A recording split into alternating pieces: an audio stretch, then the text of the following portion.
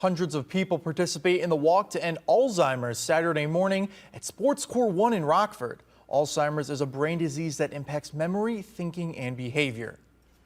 Walk organizers say this is the largest event to raise money for care, support, and research because it brings everyone together to know they are not alone.